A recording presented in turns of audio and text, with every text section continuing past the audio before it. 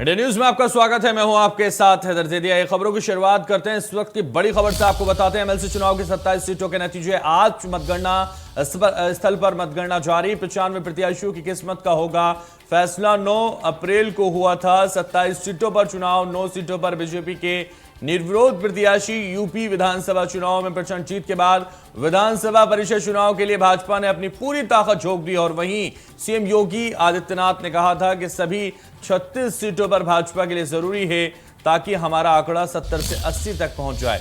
वैसे आमतौर पर ऐसा माना जाता है कि विधान परिषद में सत्ता पक्ष की ही जीत होती आई है। दरअसल 2004 में मुलायम सिंह यादव जब मुख्यमंत्री थे तब सपा 36 में से 24 सीटों पर जीती थी और वहीं 2010 में मायावती के शासनकाल में बसपा ने 36 में से 34 सीटों पर कब्जा किया था और इसके बाद 2016 में अखिलेश यादव की सरकार में सपा को 36 में से 31 सीटों पर जीत हासिल हुई थी।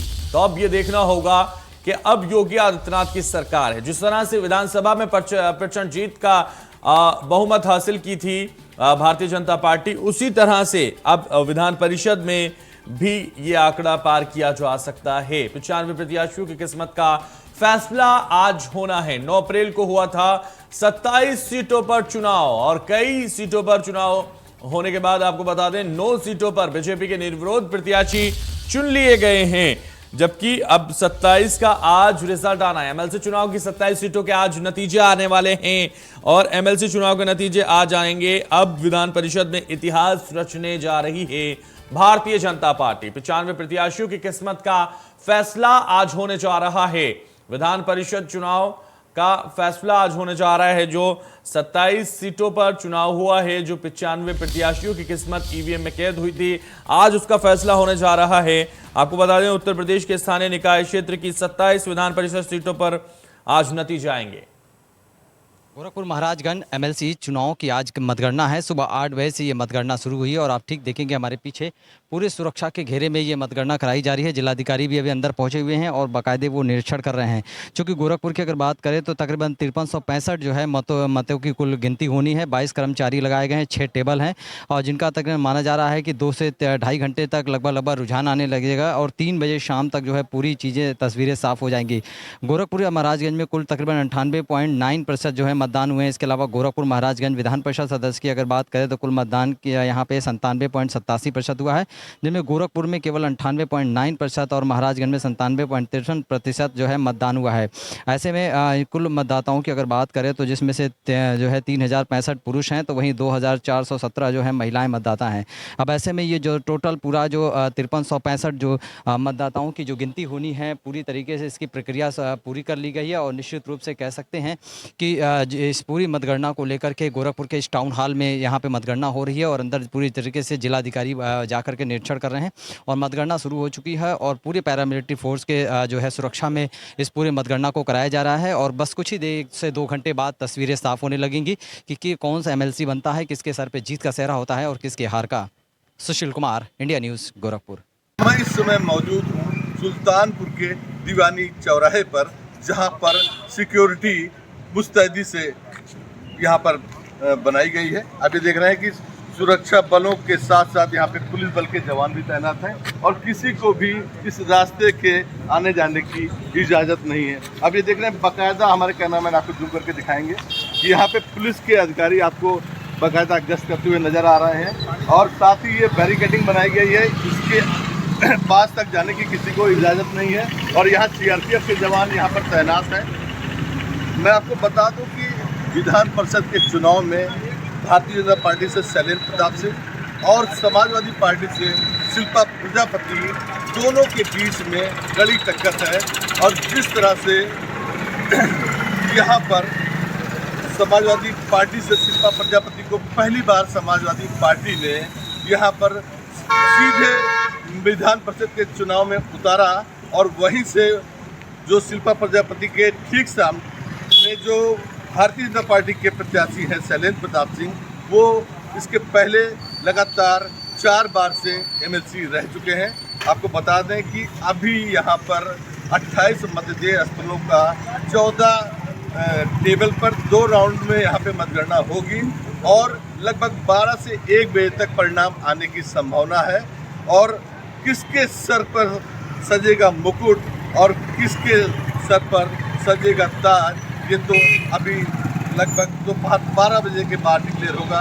लेकिन बहरहाल अभी मतपेटियाँ खोली जा रही हैं, इनको यहाँ पर टेबल पे लगाया जा रहा है और इसके परिणाम लगभग 12 से 1 बजे के बीच आने की संभावना है। सुल्तानपुर से कैमरा पर्सन पंकज गुप्ता के साथ रवि श्रीवास्तव, इंडिया न्यूज। तो गोरखपुर से इस वक्त हमारे संवाददाता सुशील हमारे साथ जुड़ गए। सुशील, आपके पास आना चाहेंगे और आपसे समझना चाहेंगे, क्योंकि जिन 27 सीटों पर आज मतगणना हो रही है, जिनके नतीजे आज आने हैं विधान परिषद के, उनमें गोरखपुर भी शामिल है। ऐसे में क्या स्थिति है, कब तक रिजल्ट आने की उम्मीद? और दूसरी तरफ सबसे महत्वपूर्ण, चूंकि विधानसभा के बाद अब विधान परिषद की तरफ टारगेट है भारतीय जनता पार्टी का, और यह टारगेट पहली बार पूरा होने जा रहा है। बिल्कुल ठीक कहा आपने, क्योंकि जिस तरीके से विधानसभा चुनाव के बाद अब विधान परिषद के चुनाव को लेकर के बीजेपी पूरी तरीके से कमर कस चुकी थी और निश्चित रूप से जितने भी सीटें थी, यानी 27 सीटें, बाकी 9 सीटों पे तो निर्विरोध हो गए थे, बाकी 27 पे जो पूरी तरीके से चुनाव हुआ था उसके आज मतगणना का दिन है। सुबह 8 बजे से मतगणना यहाँ पे शुरू होने का समय था और इसको लेकर के पूरी तैयारी की गई थी और बाकायदे जितने भी जो मत हैं उनको अलग किया जा रहा है, बाकायदे उनका बंडल बनाया जा रहा है और उसके बाद से 6 टेबल बनाए गए। उन 6 टेबलों पे तकरीबन 24 जो है कार्यकर्ता लगाए गए हैं। उन 24 कर्मचारियों के जरिए जो है उस मतगणना को स्टार्ट किया जाएगा और ये माना जा रहा है कि 10 बजे तक जो है पूरी तरीके से प्रक्रिया पूरी कर ली जाएगी और 10 बजे से गिनती शुरू हो जाएगी। यानी 10 बजे के लेकर के 10:15 बजे के आसपास धीरे धीरे रुझान आना शुरू हो जाएगा और तकरीबन 1.5 से 2 घंटे के अंदर अंदर पूरी तस्वीरें साफ हो जाएंगी कि कौन जो है इस बार MLC में जीत का सेहरा पहन रहा है। तो निश्चित रूप से कह सकते हैं कि जो तैयारियां हैं वो पूरी कर ली गई हैं। जिलाधिकारी भी अभी अंदर गए थे, उन्होंने भी पूरी तरीके से निरीक्षण किया, मुआयना किया और यहाँ पे जो दोनों पार्टियों के जो प्रत्याशी हैं वो भी पूरी तरीके से यहाँ पे बैठे हुए हैं, एजेंट उनके वो बैठे हुए हैं और बाकायदे पूरे इस टाउन हॉल परिसर में जो मतगणना हो रही है, बाकायदे पूरे जो है पैरामिलिट्री फोर्स के जरिए हो रहा है। पूरी तरीके से सुरक्षा का खाका तैयार किया गया है और निश्चित रूप से कह सकते हैं कि जिला अधिकारी और पुलिस महकमे की मौजूदगी में ये मतगणना की शुरुआत हो चुकी है और 10 बजे जब ये पूरी तरीके से बंडल बनकर तैयार हो जाएगा, टेबलों पे पहुंच जाएगा, तो टेबलों पे से जो है इसकी काउंटिंग शुरू कर दी जाएगी और पूरी तरीके से जो 6 टेबल बनाए गए हैं उन 6 टेबलों पर 24 जो है कर्मचारियों के जरिए जो है इस मतगणना की शुरुआत की जाएगी। बिल्कुल, तो ये मतगणना की शुरुआत हो जाएगी और आज पूरी तरह से साफ हो जाएगा कि MLC में कौन परचम लहराएगा। हमारे साथ अजय शर्मा भी हैं, वरिष्ठ पत्रकार हैं, आपका स्वागत है। और सीधे तौर पर सवाल है मेरा आपसे ये कि जिस तरह से विधान परिषद को पूरी तरह से अब नजरें पे विधान परिषद की तरफ हैं, क्योंकि विधानसभा के बाद भारतीय जनता पार्टी विधान परिषद पर कब्जा जमाने के लिए तैयार है और ऐसे में जो निर्विरोध 9 विधायक चुनने के बाद 27 सीटों पर भी साफ हो जाएगा। कहा यह जाता है कि जिसकी सत्ता होती है उसी के पास विधान परिषद भी होता है। किस तरह से देख रहे हैं आप इसको? देखिए, यदि हम इसी बात को समझें, जिसके पास सत्ता होती है उसी के पास में जब विधान परिषद होता है, जैसे कि अभी आप आंकड़े समझा रहे थे, तो एक पारंपरिक डेफिनेशन है या कैलकुलेशन है जिसे हम बैठ के आंकड़े को डिस्कस करते हैं और निकालते हैं, तो दिखाई देता है कि भारतीय जनता पार्टी जो है लगभग 24 सीटें, इन 27 की जो गणना हो रही है 24 सीटें निकाल लेगी। 9 सीटें वो पहले ही जीत चुकी है, तो लगभग 30 से 33 के बीच में मेरा अनुमान है। लेकिन ये राजनीति है और राजनीति के अंदर कुछ भी असंभव नहीं होता है, तो सब कुछ हो सकता है और कोई भी बड़ा उलटफेर यहाँ हो सकता है। और अभी कुछ दिन पहले ही, लगभग 3 से 7 दिन पहले ही जो है बिहार के भी MLC के रिजल्ट आए हैं, जिसने एक चौंकाने वाले रिजल्ट सबके सामने रखे हैं कि आप देख सकते हैं कि बीजेपी और RJD और JDU में किस तरीके से सीटों में आपस में ज्यादा अंतर नहीं है। अगर NDA की बात करें तो ज्यादा है, लेकिन फिर भी ज्यादा अंतर नहीं है। वहां पर जो एक एक्सपेरिमेंट किया तेजस्वी यादव ने, भूमिहार और यादव एक साथ लाके खड़ा कर दिया, तो उनका वहां पर वो एक्सपेरिमेंट कामयाब रहा। तो MLC चुनाव में वहां पर एक उलटफेर हुआ जो हमने समझा। अब ऐसे ही उत्तर प्रदेश के अंदर कि अखिलेश यादव जी जो है वो क्या करते हैं, उनके जो प्रत्याशी हैं वो कितनी अच्छी टक्कर दे पाएंगे और कितना अच्छा वोट उनको मिलेगा। बहुत सारी ऐसी घटनाएं हुई जिसके अंदर हाथों से पर्चा छीन लेना या फिर इस तरह की वीडियो भी आए जिसके अंदर किसी बूथ पे जो है किसी और ने मतदान कर दिया। ये छुटपुट बातें आती रही, लेकिन फिर भी हम ये मान के चलते हैं पारंपरिक रूप से बीजेपी मजबूत स्थिति में है और उसको फायदा होगा। अब 10 बजे के बाद पता चलेगा, लेकिन फिर भी कुछ ऐसी सीटें हैं जिन पर मेरे से पत्रकार की भी नजर है, जैसे बनारस की सीट है, प्रतापगढ़ की सीट है, और उसके बाद जो है आजमगढ़ की सीट है। ये 3 सीटें ऐसी हैं जिनके ऊपर हम सभी पत्रकारों की नजरें हैं कि वहां पर क्या होने वाला है। जहां से एक जगह बनारस से ब्रजेश सिंह की वाइफ जो है अन्नपूर्णा सिंह जो है चुनाव में अपनी ताल ठोक रही है, उनके सामने बीजेपी की स्थिति किस तरह से रहेगी। आजमगढ़ से भी वही स्थिति है, और ऐसे ही प्रतापगढ़ से जो राजा भैया की पार्टी से अक्षय प्रताप सिंह जो है चुनाव लड़ रहे हैं। तो कई सीटें ऐसी हैं अजय शर्मा जी जिन पर सभी की नजरें हैं, लेकिन गोरखपुर भी चूंकि मुख्यमंत्री का क्षेत्र है, वहां से उन्होंने विधानसभा का चुनाव लड़ा, तो इसलिए गोरखपुर से हमारे साथ लगातार सुशील बने हुए हैं, इसलिए सुशील के पास मैं आना चाहूंगा। सुशील, जिस तरह से कहा जा रहा है कि लगातार जो सीटें हैं वो भारतीय जनता पार्टी के हित में जाने की उम्मीदें हैं, और लगातार ये कहा भी जाता है कि जिसकी सत्ता होती है उसी के पास विधान परिषद होता है, ये भी आम है। लेकिन अगर हम बात करें गोरखपुर की, तो क्या स्थिति है गोरखपुर में? क्योंकि जो टक्कर बताई जा रही है, जैसे विधानसभा में हुआ वैसी ही टक्कर विधान परिषद में भी बताई जा रही है कि सीधे समाजवादी वर्सेस भारतीय जनता पार्टी है। तो ऐसे में क्या त्रिकोणीय कोई मुकाबला हो सकता है गोरखपुर में, या फिर सीधे तौर पर टक्कर है? देखिए, निश्चित रूप से आपने सवाल ठीक किया, क्योंकि टक्कर की बात तो पूरे प्रदेश में अलग अलग जहां पे चुनाव हो रहे हैं वहां कही जा रही है कि समाजवादी पार्टी और भारतीय जनता पार्टी में टक्कर है। लेकिन दूसरी तरफ अगर इसके पहलू को देखा जाए तो आप समझ सकते हैं कि ये चुनाव जो होता है कि सत्ता के कहीं ना कहीं सत्ता का दबाव होता है। क्योंकि जितने भी जीते हुए जनप्रतिनिधि हैं, जितने भी जीते हुए जो जिला पंचायत सदस्य हैं, वो वोट करते हैं। तो ऐसे में अगर जब वो वोट करेंगे तो अपनी ही पार्टी के प्रत्याशी को वोट करेंगे। तो ऐसे में आप समझ सकते हैं कि जितने भी यहाँ पे चाहे मुख्यमंत्री योगी आदित्यनाथ हो, या फिर कैबिनेट मंत्री जो है डॉक्टर संजय निषाद हो, या फिर शिव प्रताप शुक्ला पूर्व मंत्री हो, तो तमाम ऐसे जो दिग्गज वीआईपी हैं, या फिर जो तमाम और जो आसपास के जो महिलाएं हैं या जो पुरुष हैं या जो वो मतदाता है, तो कहीं ना कहीं उन्होंने जब मत का प्रयोग किया तो वो बाहर निकल रहे थे। तो उन्होंने साफ तौर पर कहा है कि निश्चित रूप से भारतीय जनता पार्टी ने जिस तरीके से विकास किया है, जिस तरीके से महिलाओं को ध्यान में रखा है, उसको ध्यान में रखते हुए हम वोट कर रहे हैं। तो कुछ चीजें तो अपने आप पूरी तरीके से क्लियर हो गई थी, लेकिन निश्चित रूप से एक जंग है, और जंग में एक व्यक्ति जीतता है तो एक हारता है। और आज परीक्षा की घड़ी है, अभी कुछ ही 2 से 2.5 घंटे के बाद जो है वो तस्वीरें साफ होने लगेंगी, और सभी सवालों से पर्दा उठ जाएगा, और जो है किसके सर पे जीत का सेहरा होता है वो भी साफ हो जाएगा।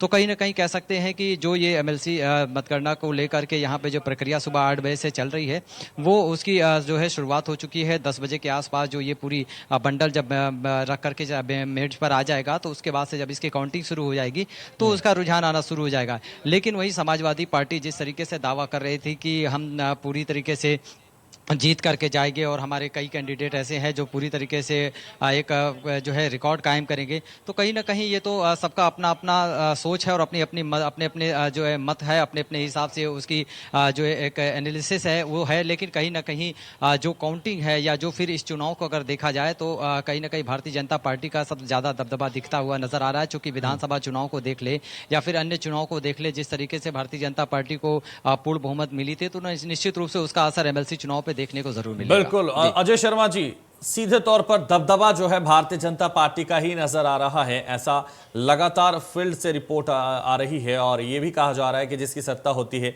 उसी के पास विधान परिषद होता है, या विधान परिषद में उसी के ही सबसे ज्यादा सदस्य होते हैं। ये लगातार कहा जाता है और ये दिखाई भी देता है।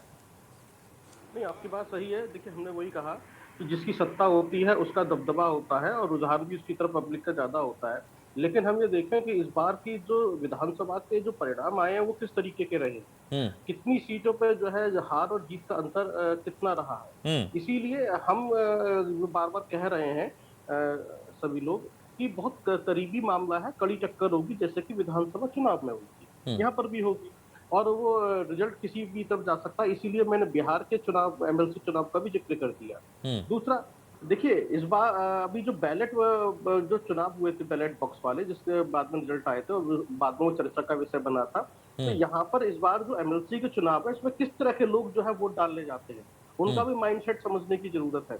तो ये जो चुनाव है ये अपने आप में बहुत अलग है, लेकिन इस बात से इनकार नहीं किया जा सकता कि सत्ता पक्ष को हमेशा फायदा होता है, और वो हम उसी तरीके से उसको समझ रहे हैं। लेकिन बाकी की जो संभावनाएं हैं उनको भी हम नजरअंदाज नहीं कर सकते, उनको भी हम समझ लेना चाहते हैं, देख लेना चाहते हैं। तो बाकी दोपहर तक पिक्चर क्लियर हो जाएगी। हाँ, कुछ सीटें ऐसी हैं जिसपे हमारी सबकी नजरें हैं, वो रहेंगी। वो है तो अब देखिए क्या होता है। मैं समझता हूँ अजय कि अजय शर्मा जी, ये लगभग हम भी कह रहे हैं बार बार और ये सभी कह रहे हैं, लेकिन 15 साल सत्ता से बाहर रहने के बाद भारतीय जनता पार्टी ने जब उत्तर प्रदेश में विधानसभा चुनाव जीता और 2017 में सरकार बनाई, उसके बाद आपने देखा कि 5 साल सत्ता में रहने के बाद भी विधान परिषद में पूर्ण बहुमत हासिल नहीं कर पाई। लेकिन अब हम लगातार कह रहे हैं कि 2022 में जिस तरह से चुनाव जीता, उसके बाद विधान परिषद में पूर्ण बहुमत हासिल करने जा रही है भारतीय जनता पार्टी। तो ऐसा क्या हुआ कि 2017 के बाद सीधे 2022 में विधान परिषद में अपना पूर्ण बहुमत हासिल किया? ये इन 5 सालों में ऐसा क्या रहा जो नहीं कर पाए? देखिए, अगर भारतीय जनता पार्टी के 5 साल के कार्यकाल को समझें तो ऐसे बहुत सारे मामले हैं जिसका सीधा सीधा असर पड़ता है। जैसे लॉ एंड ऑर्डर की हम बात करते हैं, उसके मामले में भारतीय जनता पार्टी ने बहुत अच्छा काम किया है, लोग उससे खुश है। और जो योजनाएं जमीनी स्तर पर चली और लोगों को जो फायदा हुआ उससे लोगों को समझ में आता है।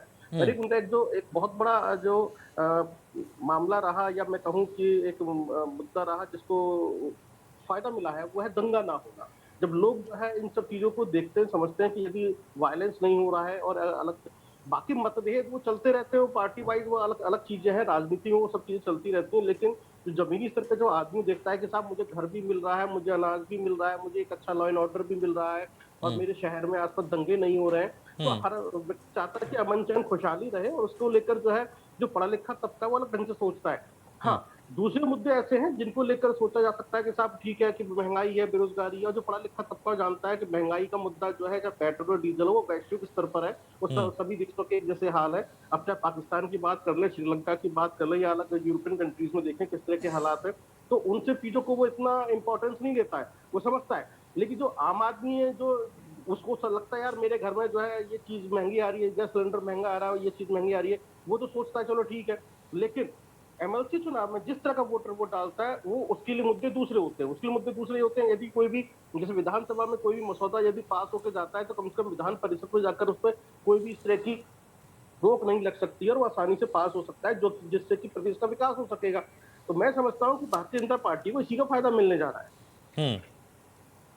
भारतीय जनता पार्टी को सीधे फायदा मिलता हुआ नजर आ रहा है। सुशील, जिस तरह से हम बात कर रहे हैं कि ये जो चुनाव है, जो वोटिंग है, वो क्या बिल्कुल उसी तरह से जो विधानसभा की वोटिंग होती है उसी तरह से वोटिंग होती है, या उसमें कुछ डिफरेंसेस हैं? और अगर हम मतगणना की बात करें तो ये कैसे किस तरह से मतगणना होती है? क्योंकि जिस तरह से विधानसभा की मतगणना होती है उससे कुछ अलग मतगणना ये होती है, ऐसा कहा जा रहा है, तो कैसे देख पा रहे हैं? देखिए, विधानसभा चुनाव और एमएलसी चुनाव के मतगणना और मतदान में दोनों में अंतर है, क्योंकि उसमें एक आम व्यक्ति भी वोट देता है, लेकिन इसमें जो है पढ़े लिखे लोगों का ये पूरी तरीके और जनप्रतिनिधियों का ये पूरा चुनाव होता है और ऐसे में वो मतदान करते हैं। तो इसमें ईवीएम नहीं है, बल्कि इसमें बैलेट पेपर की तरह होता है और बाकायदे वो जब मतगणना शुरू हो रही है तो बाकायदे जितने भी मत है उनको अलग अलग किया गया है और अलग करने के बाद जो है उसके बाद फिर जो है उसकी काउंटिंग शुरू हो गई। यानी 25-25 का जो बंडल बनाया गया है वो बंडल बना करके फूड टेबल पे पहुंचता है। यानी 4 टेबल जो लगाए गए उन 4 टेबलों पर वो बंडल बना करके जब पहुंच जाएगा, उसके बाद से फिर वो काउंटिंग शुरू होगी। यानी 24 जो कर्मचारी हैं उनके द्वारा ये काउंटिंग शुरू होगी और बाकायदे उस पार्टी के एजेंट भी वहाँ पे मौजूद रहेंगे और पुलिस महकमा वहाँ मौजूद रहेगा, एडीएम एक मजिस्ट्रेट मौजूद वहाँ रहें और उनकी पूरी मौजूदगी में ये मतगणना शुरू होगी। तो यही मैंने कहा कि 10 बजे के आसपास जो है ये पूरी प्रक्रिया पूरी हो जाएगी और 10 बजे से जो काउंटिंग है वो शुरू हो जाएगा और उसके बाद से धीरे धीरे आधे घंटे के अंदर अंदर वो रुझान आने लगेगा और उसके बाद से ये क्लियर हो जाएगी कि एमएलसी को लेकर के किस पार्टी का दबदबा रहा है या एमएलसी का कौन सा प्रत्याशी जीत हासिल करता है। तो निश्चित रूप से इसकी प्रक्रिया पूरी हो गई है और टेबल लगभग बन के टेबल पे वो जो बंडल है वो बन करके तैयार होने वाला है और बस कुछ ही देर में वो जब टेबल पे पहुंचेगा तो उसके बाद से इसकी काउंटिंग की प्रक्रिया शुरू कर दी जाएगी।